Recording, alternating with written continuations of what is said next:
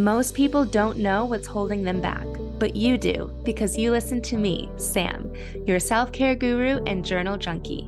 Welcome to Journal Entries, your safe place where you can tune in weekly to get tips, tricks, and journal prompts to uncover your feelings, gain clarity, and make your move. Hello, hello. Welcome back to another episode of Journal Entries. This week is really exciting to me. Maybe not exciting. That might be a stretch, but it is very relevant because it's been something that I've been feeling for so long. And I think I just now cracked the code on what it was that I was feeling and what to do about it so that I can start to feel like more in control and better and just like move on from this. And it's a simple thing that I think a lot of people probably go through, whether consciously or subconsciously. What it is my morning routine. I've tried so many morning routines over the past 3 years, well, my lifetime for sure. But over the past 3 years, I feel like I keep texting my sister saying, I'm going to try this routine, or what if I do this, or what if I do that? And I keep reverting back to what worked for me. Back in the timeline, I feel like 2018, 2019, I was in a really great morning routine. It just worked for me in that season of my life. I remember I would get up and I don't even think I was pressing snooze. I would wake up and then I would have my hot water with lemon. And then I would go to the couch and do some visualization. And then I wasn't really journaling at the time, but I would plan my day and like kind of write out some brain dump lists and whatnot. And then I would exercise, and then I would post some of my workout clips to my Instagram stories. And then I would just go about my day. There may have been a few other things in there, but it was just so routine for me. And I just felt really good that whenever I started to feel like my life was spiraling out of control, that was my default. I felt like if I can at least control my mornings, then there's hope to having a calm, peaceful, productive day. Recently, though, my son Griffin has been waking up earlier and earlier for whatever reason. We won't go back too far because a year ago, he was the best sleeper in the entire world.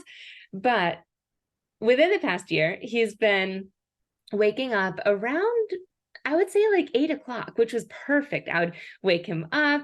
Honestly, I would have to go wake him up a lot of the time and then get him ready for school and drop him off.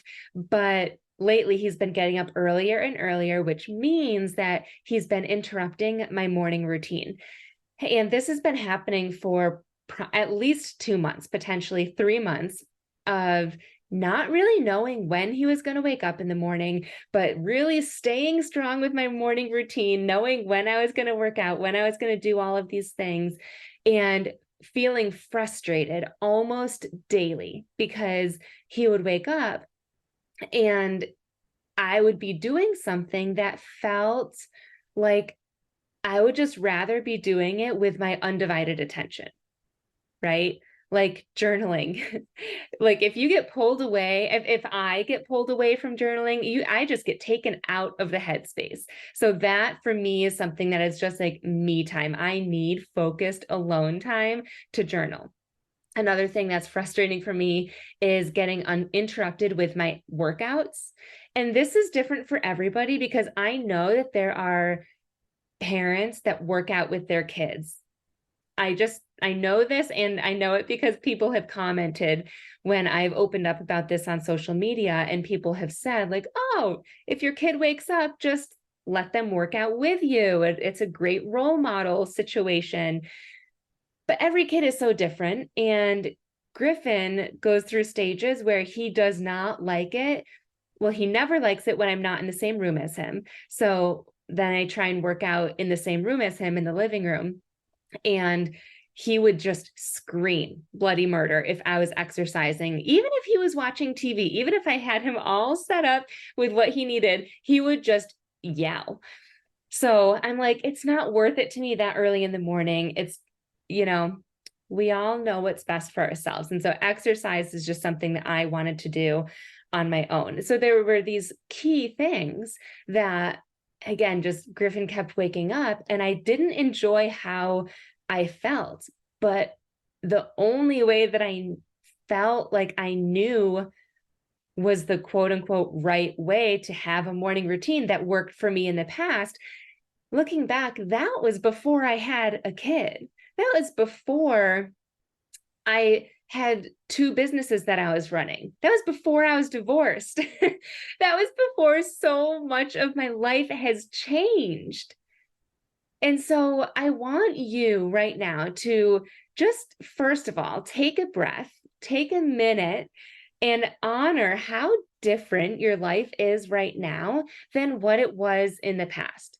And it could be all amazing changes, right? Change doesn't mean it's a bad thing. I think my life is amazingly different right now than it was in the past, but life changes. We change. Seasons change, and that's okay. I think that we forget to honor that, and we cling so tight onto routines.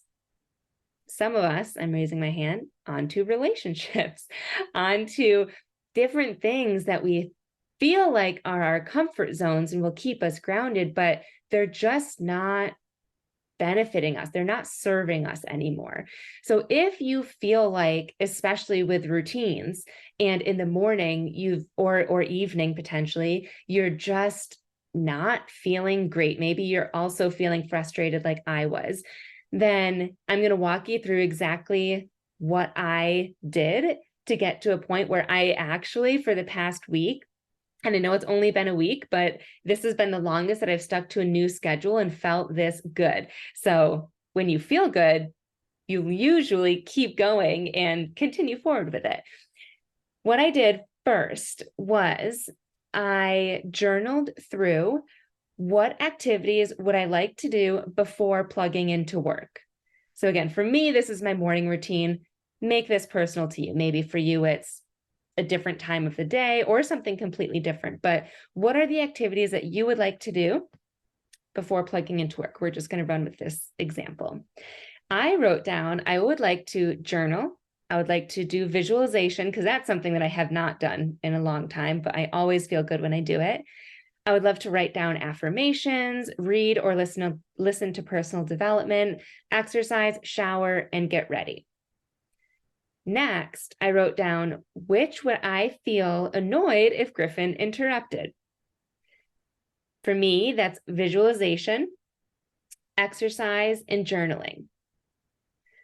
So what if, since I make my own schedule, and I'll get to those of you that don't have the opportunity to make your own schedule right now, what if I changed my routine and journaling and mindset and rerouted all of it so that it worked for me? What would that look like?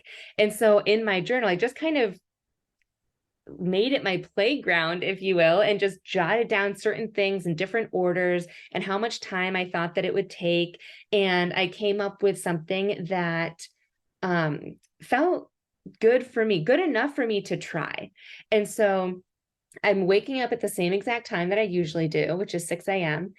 And then I would do visualization first and foremost, because that, like, come on, you guys, if you did this too, if you start visual, or like a guided meditation, anything like that, and someone interrupts you, that is so frustrating. Okay, so visualization right away. And then journaling and affirmations, just because it's really easy to, some people, affirmations is their journaling, but journal and affirmations right after that. And then after that, reading and personal development, because that was the activity that I decided I would not be frustrated if I was interrupted. So I think I skipped over that prompt, but so what activities would you be frustrated if you were interrupted? And what activities would you be okay being interrupted? Where's that happy medium for you. And for me, personal development, I'm fine with Griffin taking me away from that. So then I would do that. And then I would do drop off with Griffin and then come home and exercise.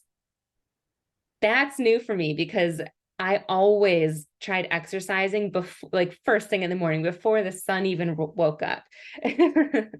So exercising when I got home and then shower and then get ready and then plug into work. So that's what I've been doing.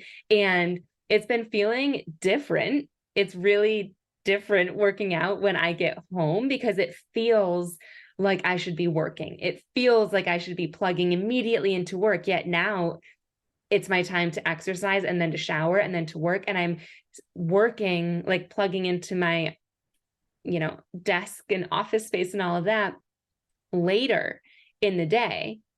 But it's from such a more positive headspace.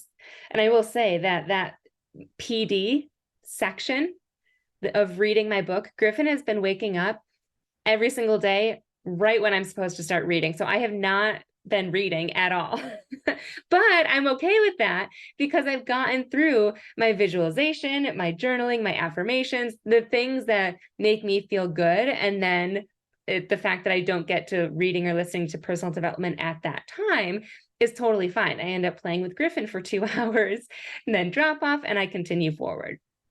For those of you that work out of the house and just don't have the opportunity to create a schedule like I have, there are so many different ways that you can make this work for you. Same prompts as before.